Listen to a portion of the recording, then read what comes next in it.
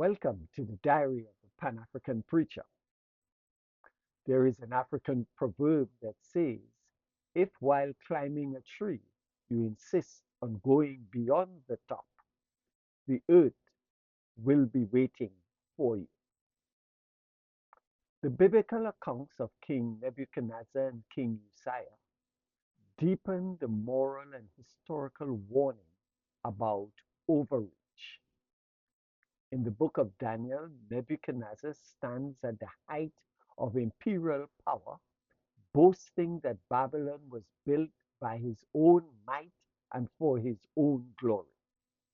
At that very moment of self exaltation, he is brought low, stripped of authority, reason, and dignity, until he learns that power is not self generating but conditional.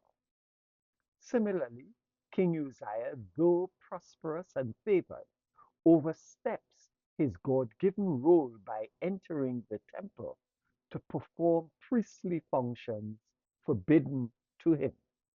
His punishment is immediate and visible. He is stricken with leprosy and lives the rest of his life in isolation.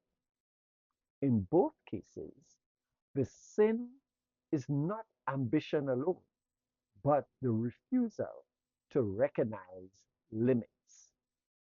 These biblical narratives echo the African proverb, if while climbing a tree you insist on going beyond the top, the earth will be waiting for you.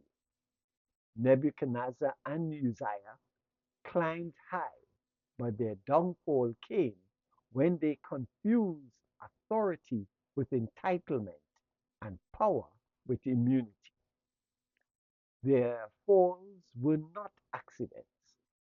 They were that predictable result of unchecked arrogance, untempered by humility or law. When placed in the context of the US foreign policy, particularly its actions in Venezuela, the parallel is striking.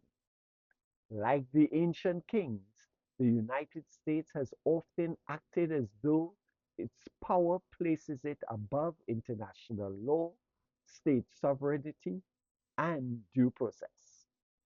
The use of doctrines such as the curve Frisbee doctrine or the normalization of abductions and military interventions and the instrumentalization of legal systems abroad all reflect the same mindset that might confer moral and legal exemption. History, scripture, and proverb alike warn that this belief is false. The lesson from Babylon, Judah, and African ancestral wisdom is consistent. Power without restraint invites collapse. Nations, like kings, are accountable to law, to morality, and ultimately to history. When boundaries are ignored and humility abandoned, the fall may not be immediate, but it is inevitable. The earth, as the Proverbs reminds us, is always waiting. Ashe.